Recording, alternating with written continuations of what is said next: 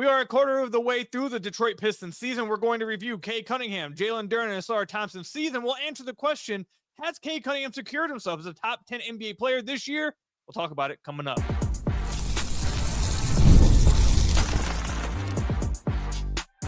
You are Locked On Pistons, your daily Detroit Pistons podcast, part of the Locked On Podcast Network, your team every day. What's the deal? Welcome back to another episode of the Locked On Pistons podcast. Per usual, I am your host, Khahil. I've been covering the Detroit Pistons for the last 4 years for the Locked On Network, been credential media member over the last 3 years, and I appreciate all of you guys who make Locked On Pistons your first listen of every single day. We're free and available on all your podcast platforms. I also want to thank you guys for helping make the Locked On Podcast Network the #1 sports podcast network in America. We appreciate all of you guys' support. Make sure you head over to the YouTube channel at Locked On Pistons, hit that subscribe button, or leave us a 5-star review on whatever podcast platform you're listening to us on. And today's episode is brought to you by Game Time. Download the Game Time app, create an account, and use code LOCKEDINNBA for $20 off your first purchase. If you want to hear about a fun little wrinkle we're adding to the everydayers that tune into Locked On Pistons every single day, you want to be a part of maybe a Locked On Pistons Discord, you'll hear more about that a little later in the podcast. But today we are joined by friend of the podcast, Matt Griffin. We're going to be going over quarter season reviews for Cade, Jalen Duren, Ausar Thompson will answer some questions that we have for each one of those guys. I think the Duren conversation will be really interesting too, so stay tuned for that. For those of you guys who are tuned in with me and Matt, you see that Matt probably has he has a laptop now, so we're not dealing with You made it out. Yeah, we're not dealing with tough recordings, but. Matt, let's go ahead and get into this. I want you to start off with, because I have a few different ways I want to go with Cade. I want to see if we end up saying the same thing or thinking the same stuff, but I want you to go ahead and start. So we're just a little bit over a quarter of the way through the season, and a lot of my listeners know, I told you this before we started recording, ever since I heard JJ Redick say it in 2020, I've heard him talk with some coaches that a lot of them evaluate the season in quarters. That's how I like to do things as well. I wait for that kind of sample size before I really reevaluate everything that's happened. So we're a little bit over a quarter of the way through the season. Obviously, the Pistons are first in the East. Cade has had a really good season. What is your feelings on Cade's first quarter of the 2025-2026 season? I mean, obviously, you can't really complain. The team's been so good. He's been so good. The team's been so good because he's been so good, or at least that's a large part of it. But, there are things to get hung up on. It feels like there's meat still left on the bone. The shooting obviously is like a glaring sort of issue. And I don't really know how to feel about it, honestly. I guess we could probably spend the whole segment talking about just how should we feel about his shooting? How much should we care about it? I mean, we're trying to evaluate process, right, Kuhn? I mean, he should take the catch and shoot three if it's there, clearly. But do you know what he's shooting in his last 6 games on catch and shoot threes? Last 6 games. Last 6 games, I don't know. I know for the season at one point he was at the 3rd percentile in open catch and shoot threes. So I know we probably saw that about 7 or 8 games ago, and I bet me and you both said, okay, well that's going to regulate. Well, since then, Koo, he's 1 for 14 on catch and shoot threes. 1 for 14. Koo, we could put me and you at the half court line, and we would go better than 1 for 14. So I don't really know what to say about that. That's just got to get better, but. I don't know. If you watch Cade, it feels like he has leveled up as good as he was already, just from a process standpoint, right? I think defensively, he's been as good as you can ask anybody with this type of offensive load to be. He's creating events, right? He's getting blocks. He's getting steals. He's sitting down when he needs to sit down. He can guard up and down the lineup. Just such a valuable piece. If he were a wing, we'd be like, this guy is a great rim protector for a wing. But we've got him at point guard. Think about how valuable that is. So I've loved Cade's season thus far. The process has just gotten better, man. The turnovers are down. Starting to creep back up a little bit here recently, which is not awesome. But still, even that creep back up is less than it was, a season prior. So that's okay. But if the turnovers just stay limited, if the turnovers just stay in control with how well he's been passing the ball, with how good his floor game has become, and I feel like it really has become every bit as good as you can ask for. Like when people talk about the pure point guard, I feel like Cade has every bit of that in his DNA at this point. So I've loved his game. I think that he's been great. So just to give you guys an understand what he's averaging on the year so far in how many games has he played? 21 games. He's averaging 27.5 points, 9.3 assists, 6.4 rebounds. And despite, this is the craziest thing to me, despite shooting 30% from deep, he's creeping towards a career high in true shooting at 56.2%, which get to the line. Yes, exactly. He's getting to the line 7.8 times a game. Who would have thought we'd be seeing the day? Go ahead. I was always a little bit against the star whistle. Totally exists. It is 100%. Like there's a call at night that Cade gets that he would not have gotten a year ago. No doubt in my mind. Right. And he's averaging 7.8 free throws a game this year. It's who would have thought it? If he was just shooting what he normally shoots from three, we'd be seeing in career highs efficiency across. Like he'd be having even more of a breakout season. I do think the 3-point shot has to be discussed at a certain point, because I do think if he's this inconsistent of a 3-point shooter, I do think it changes a little bit of how you should construct the roster. So I do think that's something that needs to be evaluated at a certain point. However, I agree with you. Watching him, he looks like he's taken another level. His floor game has been tremendous. During the winning streak, his turnovers were way down. Like during the win streak, he was below turnovers a game. He was doing a great job of taking care of the ball. Now, like you said, recently he's had some issues with it as of late. And I think a lot of that I credit to, he's been lackadaisical with his turnovers at times. Like that's been a problem with Cade for a while. But like overall, just like the team in general, like the turnovers really picked back up as soon as they introduced like everyone back into the lineup and they went 12, 11 deep. And it feels like they're not as comfortable playing with each other. They're trying to figure out how to play. Like that's exactly when the turnovers came back up again. They were middle of the pack. They were 14th in turnovers before everyone came back. Since everyone's come back, they're 30th in turnover percentage. So it's like, So you want the turnovers to go back down, but I will say this: one of the main things, like for the nerds out there, and I know that we are, I'm not as much of a nerd when it comes to the impact metrics, but the metrics have not been kind to Cade. The advanced metrics have not been kind to Cade for a while, but this year he's good. EPM. He's 18th in expected EPM. So like even some of the advanced metrics are starting to back up. Like, hey, he's playing like a super. Like he's getting up there. Like so. I agree with you. I think his defense is at all another level, along with the fact that when you have your best player, who's your engine offensively, also being impactful defensively, especially around the rim as like a weak side guy, it's crazy when compared with Ausar and Stu and even JD's jump defensively. That's part of the reason why their defense has been so good. They have the size due to Cade's activity defensively. So I think he's having the best season of his career. I feel like watching his finishing has gotten better, even though the numbers are very marginally better. I feel like the eye test, I like when I watch him, I feel like he's converting tougher finishes. He's still just blowing bunnies, and that's like the most frustrating part about it. I think his, like you mentioned, his floor game is taken to another level. I think he's getting to his spots better this year, especially. Yeah, 100%. The handle is just better. Yeah, the handle is 100% better. Being more out of that. Yeah. So I think he's having a career season, and I think he's going to, if the Pistons remain top seed, he'll be a first-team All-NBA guy, I think he's going to be in those conversations. He's doing everything you want your superstar to do.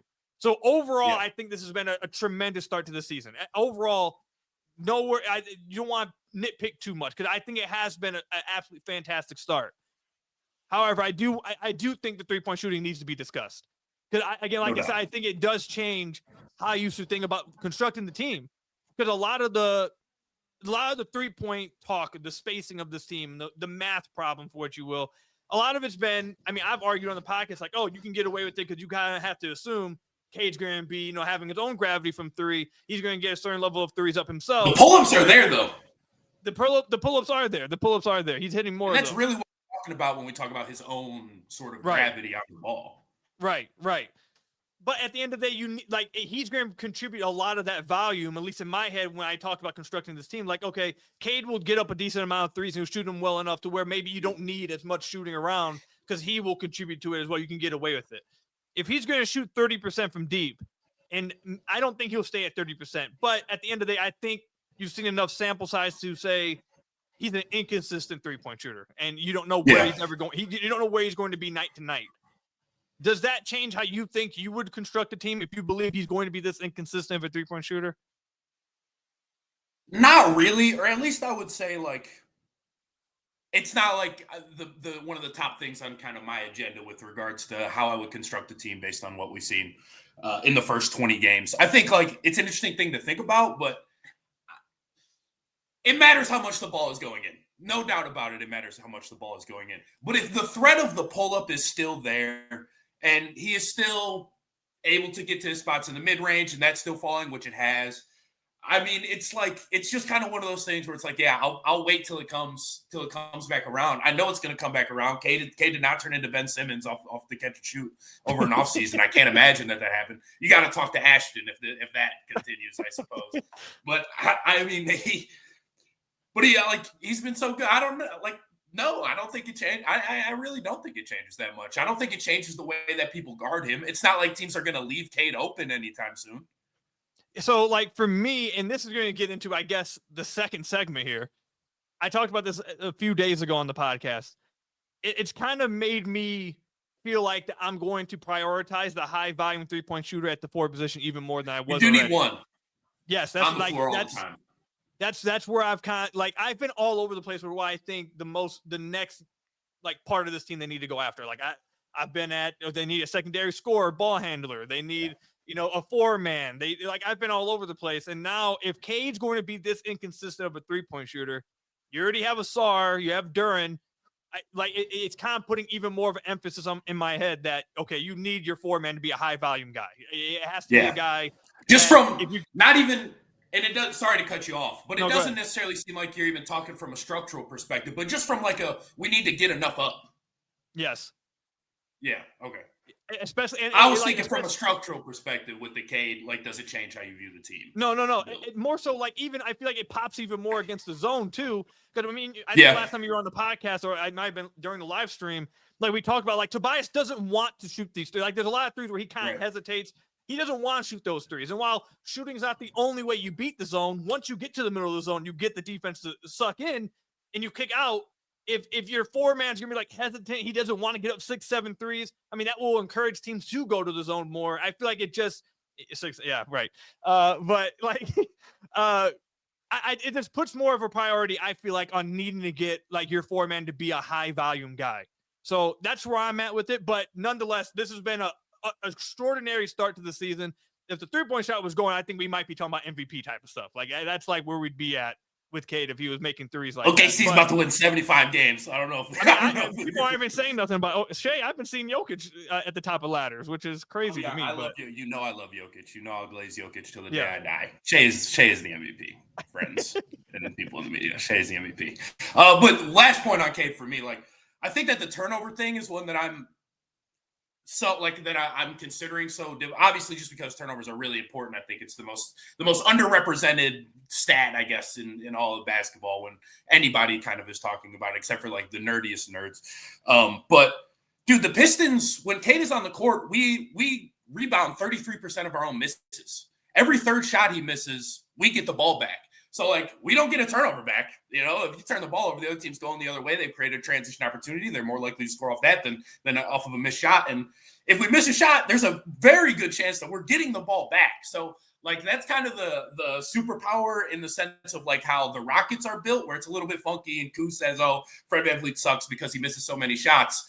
Just don't turn – if you're on the Rockets, If you're on the Rockets, just don't turn the ball over. Your missed shot is a pass to Steven Adams half of the time. So just get them up, right? And the Pistons are kind of built in that MO. It's not quite to the degree that the Rockets are, but I mean, I think you're just gonna I'm thinking turnover first. When we're talking about who should we add at the deadline, the first thing I'm not necessarily looking towards is 3-point volume. Even though yes, 100% that is a necessity. The first thing I'm looking towards is okay, does this guy turn the ball over? Because I'll live with missed shots. We might get those back. Turnovers. We can't deal with that. Fair enough. Coming up, though, we're going to talk about Jalen Duren's season review through a quarter of the season, where I think this conversation is going to come back up again. You guys will see what I mean coming up. Today's episode is brought to you by Game Time. The World Cup is coming back to North America for the first time since 1994, and with 48 teams for the first time ever. It's going to be absolutely massive, but let's be honest, getting tickets is usually the hardest part. That's why the Game Time app is clutch, finally giving fans a real advantage when it comes to snagging seats. With Game Time, you can track price drops in real time, get alerts with great seats when they come on open, and buy tickets the moment they hit the app. It puts the power back in your hands and makes going to the World Cup realistic instead of impossible. So take the guesswork out of buying World Cup tickets in every match, concert, or event with Game Time. Download the Game Time app, create an account, and use code LOCKEDONNBA for $20 off your first purchase. Terms apply. Again, download the app, make an account, and use code LOCKEDONNBA for $20 off your first purchase.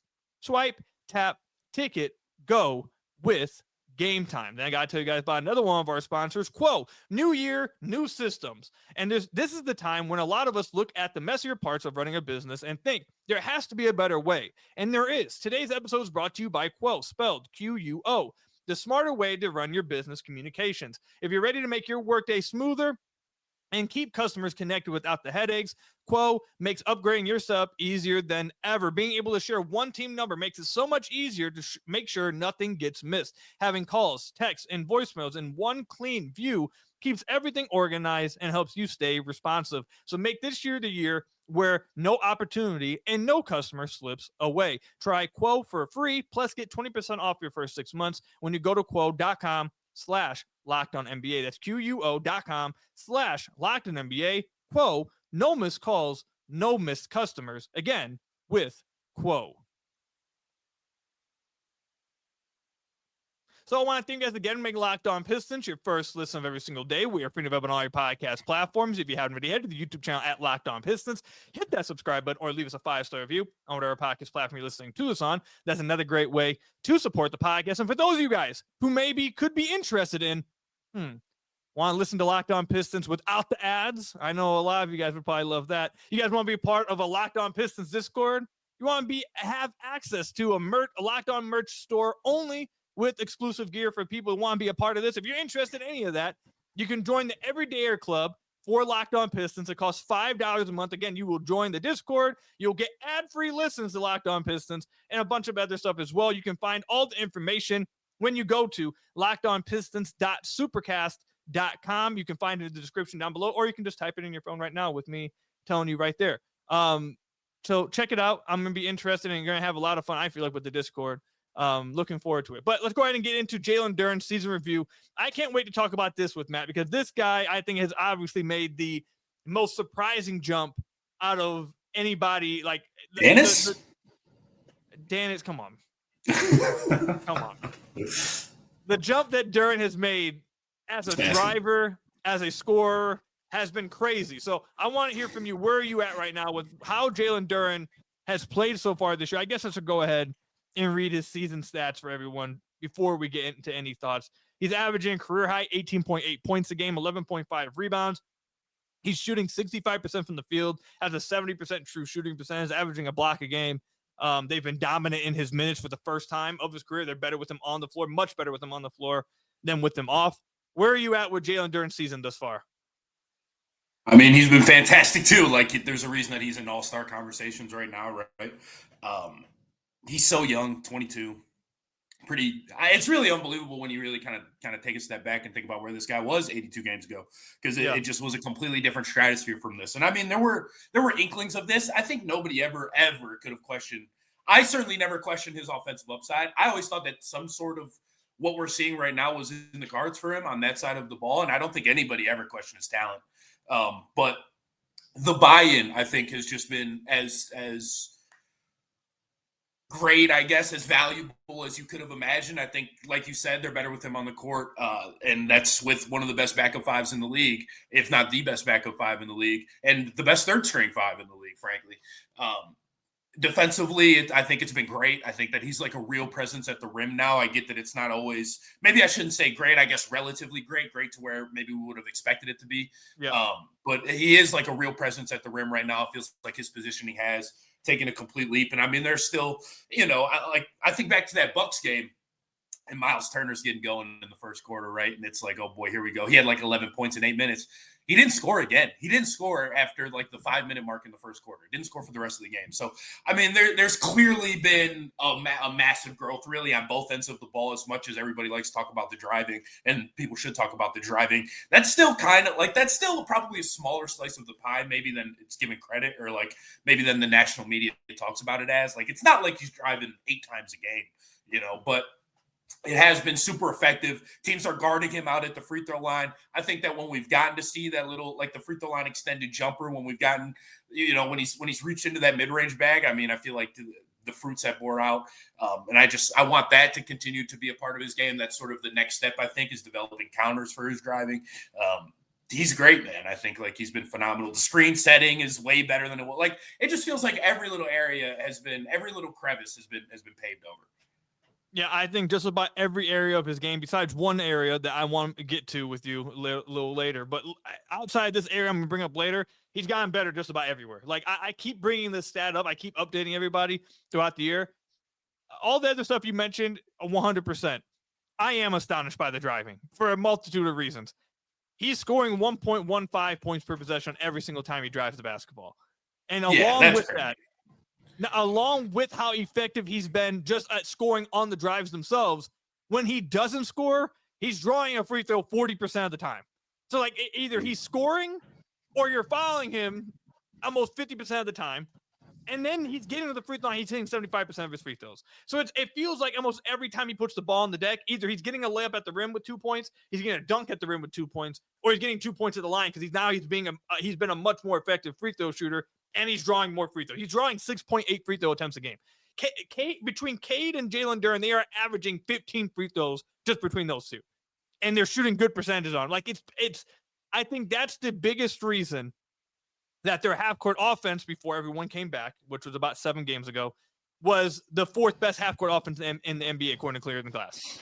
This team was not a good half-court offense this past year. Last season, they were not. They were great in transition. They were great in fast breaks. They were a great offensive rebounding team. But just raw half-court, they were not good. And part of the reason why they've taken it, now the last few games, it's fallen off quite a bit. I will say that for another episode why that's happening. JB, this is not middle school. Please stop playing everybody. It's not, please. Jalen Duren being able to be a scoring threat on, I feel like he's even more of a scoring threat in short roll situations when they tag. Like he's been much better with his footwork and kind of take advantage of the smaller tagger instead of just immediately kicking out of it. He's been great on drives, obviously, like we just talked about. And him and Cade are drawing more free throws and hitting these free throws. Having another guy within the half court that's drawing free throws, that's able to create a little bit, I guess, get into the basket, that kind of other function of an offense that they just didn't have last year, I think has been such a crazy uplift to this team's half court offense that I am astonished. But I did not see him getting this good as like a scoring 5 this quickly. Like he is extremely young. He's 22 years old. And for him to get to this point already, it's crazy. It's like you mentioned, 82 games ago. It's crazy to look at him now versus 82 games ago. It's like it's insane to look at it because it is not completely different, but it's like a supercharged version of him. It's like it's him on steroids now. It's like he got pack-a-punched. Yeah, it's crazy. So he's been exceptional. He's going to be in the All-Star conversation. I think. I agree with you defensively. He's much better around the rim still. I still think he runs into problems when he gets stretched out to the three-point line, but I think that's probably But it's better. It used to be just like, this guy's going to get a career high tonight. Like, yeah. I feel like that's something he's always probably going to have to battle with, but he's gotten much better with his positioning in the pick and roll. He's gotten much better with his positioning at the rim, timing around the rim. Like, he's made concerted efforts to improve in these areas as much as he can. And you're seeing that, like you mentioned, that type of buy-in. He's been phenomenal. I want to bring up one area to you, though, that I am a bit disappointed about. I did a film breakdown like 2 days ago maybe, about how much he's turning the ball over and not finding open guys. He's averaging 1.8 assists to just 2.6 turnovers a game, a negative assist to turnover ratio. It's been crazy high since everyone came back. He's had a few games of 5+ turnovers. It's been tough. And you go through and like, this is the other thing. If you look at the amount of turnovers he has when he's driving, 19.2% turnover rate when he's driving. So he's turning the ball over a ton as well. A lot of this, I went through the film, I feel like, is because defenses are now countering to him being a scoring threat. And they're swiping down. Boston did this a ton in their game that they lost. A lot. They brought extra help. They swiped down, and he's not making this extra. Like a lot of these reads are just like blatantly wide open. Like Duncan's been wide open. There's one clip I used. Duncan's wide open to the left wing. He doesn't get it. Shot clock goes off, and you see Duncan like actively like mad, throwing his arms like, man, I was just wide open. And this is the guy we know that can make these passes. And the fact that they have another guy that's drawing two to the ball at times, like how much he's drawing attention, he needs to be able to allow his team to take advantage of those advantages that he's creating, because we know he has it in him. And I think that would take the next step as a half-court offense, obviously him as a next step as a player. Has that been something that's jumped off the film to you when you've watched the team? Yeah, I mean, especially recently, like as he's gotten more sort of confident with the ball, that has, I feel like, kind of picked up. And like I said, that it feels like he's paved over everything. He's gotten better at everything. I should have said, like, the passing is almost like one of the first things that jumped out with Jalen Duren when he was a rookie and he came in, right? And I remember like, it was like he would get an offensive rebound and make a kick out. And it's like, that's just like everything about that was just kind of rare. And it feels like now it is a little bit more get the offensive rebound. And then it's like, all right, how do I get this back up, as opposed to immediately looking for a kick out? Because usually if you get an offensive rebound, somebody probably is open on the perimeter. So you're right. Like that is a good point. You called that out. I think though, like, does that really concern you? I mean, this is probably the first time in Jalen Duren's life where, like, as a driver, he's seeing extra bodies. You know, like this is all kind of new. It's certainly the first time that's probably popping on other teams' scouting reports. So I guess it's good that he's getting these reps now. Like I always think about Cade, and like almost because of like what Cooper flagged was how his season had started, and they kind of threw him into the fire at point guard. But I remember Cade, and it was like, man, he's getting trapped over and over again. And I think we as fans are watching these games, like, please just get him some help so that he stops getting trapped over and over again. And I think like that probably made him better, you know, like dealing with that probably made him better. So, I think that you just need those reps. Now, Cade, if you double Cade makes the right decision, it feels like, basically every time. It used to be he would try to throw something cross court. He'd try to make the Superman pass all the time. Now it feels like it's much more relaxed, like he trusts his teammates. He'll just hit the short roll, or he'll hit the guy in the wing who will keep the ball moving. Like, it'll come with reps that I think that he'll understand how to deal with that help better. So I'm not super concerned about it, but you are right. Like, it is a problem right now that does have to be dealt with. Yeah, I agree with you. I'm not concerned long-term about it. We've seen too much passing chops from him and processing from him in the short roll, especially last year in the playoffs, for me to think that's something that he just can't do. Like, I think he'll eventually be able to do it, but I do think he has to start adjusting now to the adjustment the defenses have made. He needs to start realizing, hey, I've made my impact as a scorer now. Now they're paying too much attention to me. If I make these kickouts, that will reopen even more scoring, because now they'll be afraid to double me. So it's something I agree with you. He will learn it. It's going to come with time. I do think, like you mentioned, it's hurting them right now, and they need him to kind of make this adjustment. I think he eventually will, but it's something that popped off my radar, like especially over the last few games. Yeah, I do think especially young players who aren't like guards or ball handlers throughout their life. Like, I think that sometimes they play with a little bit of like a switch in their head. Like, it's like, okay, I'm going to be proactive about scoring right now, or I'm going to be proactive about passing right now. And so, when you're proactive about scoring, which I'm sure Jalen Duren is feeling very proactive about scoring, given how great he was at it throughout the season, early in the season, that it's like, okay, passing is like the last. He's not proactive about passing, right? It's kind of like, all right, if I can bail myself out with a pass here, like, he'll do it. He's not a complete black hole, right? But it's not like he's thinking, okay, this guy's gonna come and try to rip the ball from the corner right now, or this guy is gonna come help from the wing, and he's gonna help from the corner and the wing's gonna bump over to the corner, something like that. I'm not sure that he's necessarily putting the ball on the deck right now and like using all of his cognitive function to think about what the other four players are doing. But I think that will come with time. Yeah. But outside of that, absolutely fantastic start to the season. One of the main reasons why the Pistons are in the first seed in the Eastern Conference. But coming up, we'll talk about my guy, Ausar Thompson. How has he looked through the first quarter of the season? And has he lived up to some of the hype I gave him throughout the offseason? We'll talk about it coming up. Today's episode is brought to you by ZocDoc. Guys, it's 2025, almost 2026, and those days of waiting for something to become a full-blown emergency before you see a doctor, they're absolutely over. No more walking it off for 6 months. No more pretending that weird shoulder stiffness is just sleeping wrong. It's time to take your health seriously, and ZocDoc makes that easier than ever, because staying healthy is more than hitting the gym or eating right. It's about actually getting things checked out when something feels off. No more back and forth phone calls. or waiting weeks to be seen. You get real appointment times listed, including same-day visits. It's super helpful for routine checkups and those little issues you've been meaning to get checked out.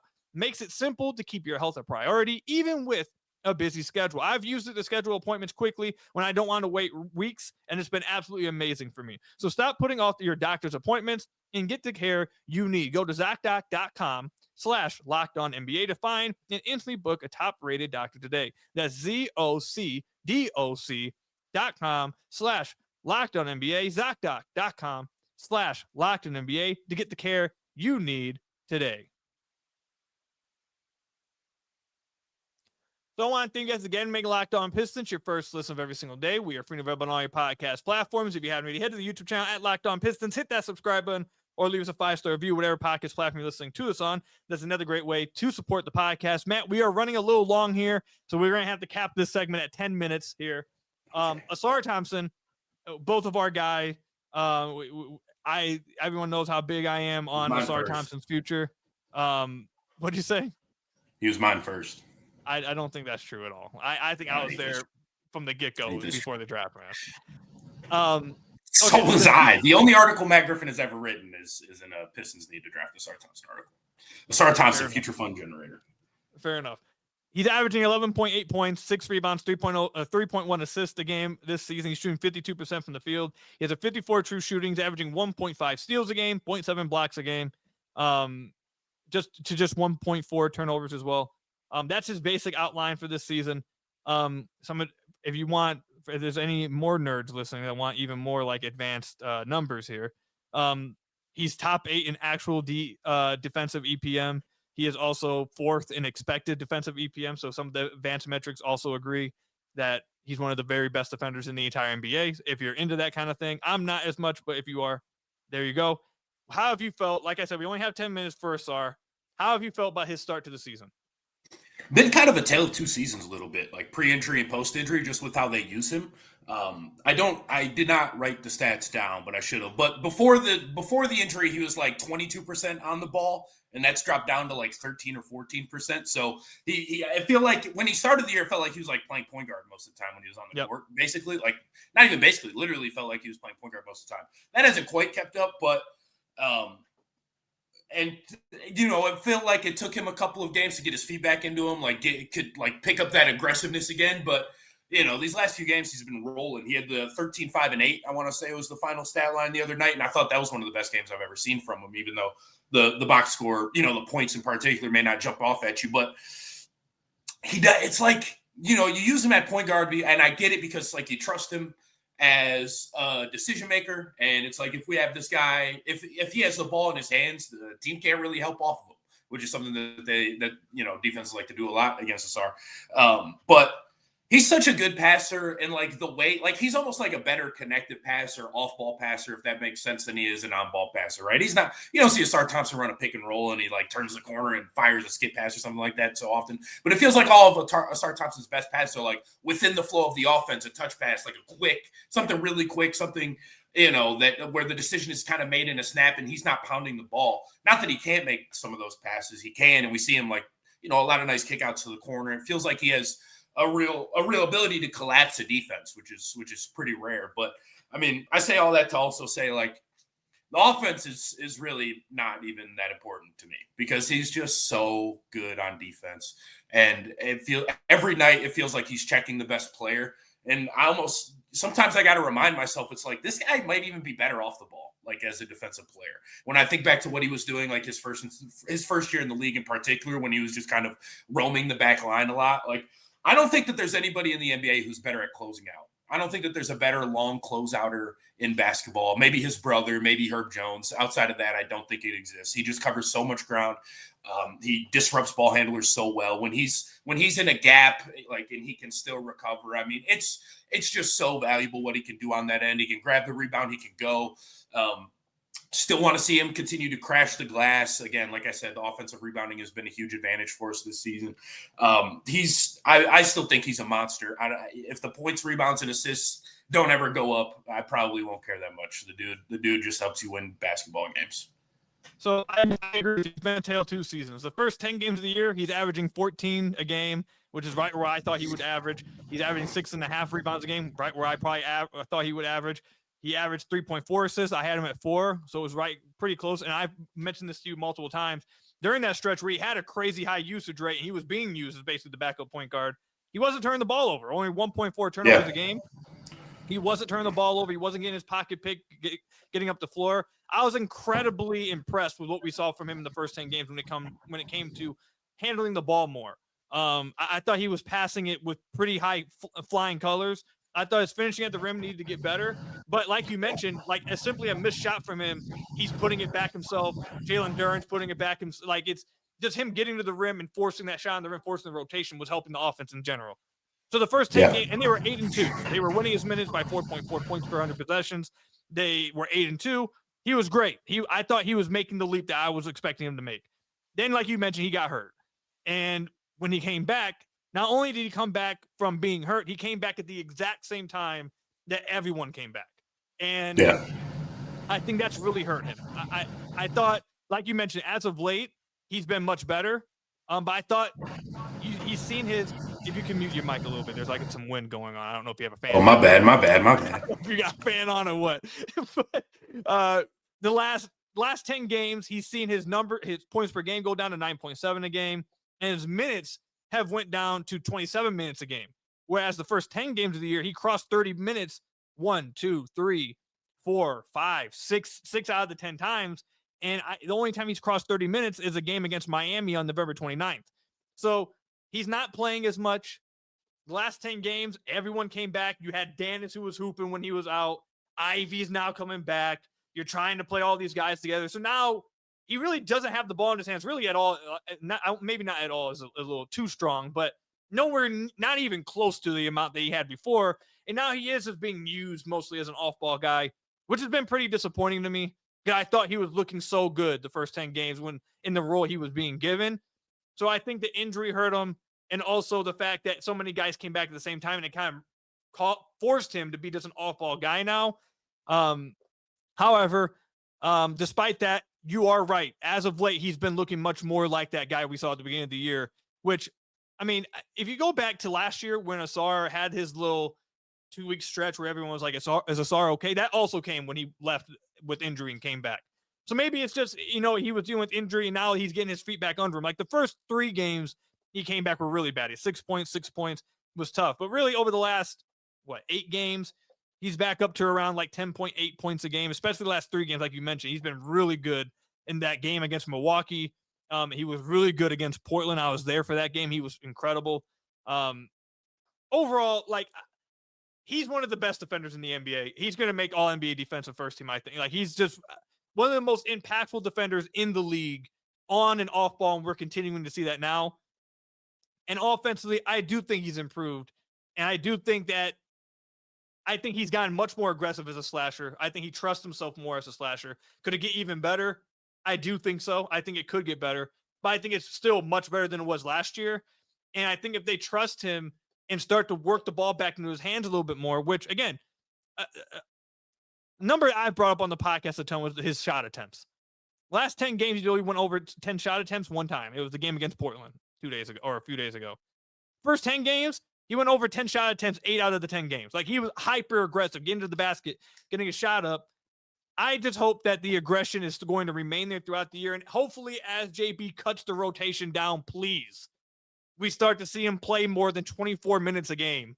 And we start to see him have the ball in his hands again a little bit more. I'm not asking for him to be Harden and ISO. But can we get closer to back to at least a little bit closer to the usage he had at the beginning of the year? Because I do think he was playing extremely well and the team was feasting off of it. So that's my thoughts on this season. I do think it's been a little bit of a tale of 2 seasons, and part of it's kind of like out of his control. But either way, I mean, like you mentioned, he's been doesn't matter. Like, we want him to do this stuff offensively. I really want him to do this stuff offensively.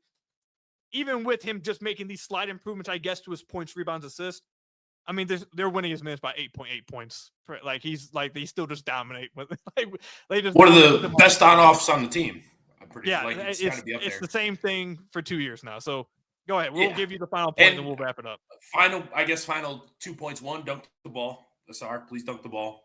Dunk the ball more. Please. You can dunk the ball. I know you can dunk the ball more. 2, him and Ron Holland together, 9 to 5. I mean, Those guys cause havoc. We didn't talk about Ron Holland today.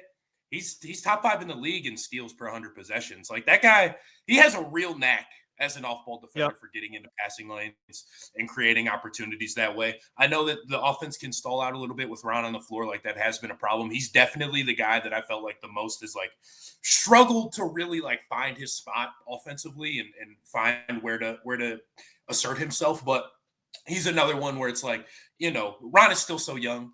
Wings are usually terrible until they're like 23, 24. I'm giving him a lot of time. But when those two guys are together, it's pretty electric because they both just lean into their strength so much. So I'm excited to see more 9-to-5 and Ausar dunk the ball. That's all. Have you? This is my to finish that off, and then we'll wrap it up because we are getting deep into the podcast. You brought up Ausar and Ron. Do you know what their net rating is together? Well, it's 19. They played 134 minutes together. They are a plus 20.1. And they're close. Yeah, that's crazy. I mean, that's insane. They're dominating their minutes when they play together. And you think like there's no way they can do like they have a defensive rating of 100. That's crazy, dude. That's crazy. Hey man, yeah, we might do Ausar or Ron and a few other guys in another episode moving forward. But that's all we got for you guys today. I recorded this on my birthday, by the way. So if you guys want to say, happy birthday, happy birthday, Koo. 36. Yeah, 41. You're getting up there. Yeah, getting old. What are you really? 28. Damn. It is what it is. It's tough, man. Thank you guys for making Locked On Pistons your first listen every single day. Hit that subscribe button on the YouTube channel. Leave us a 5-star review, whatever podcast platform you're listening to this on. And until next time, we'll see you guys later. Peace out, everybody. Stay safe out there. Catch y'all later.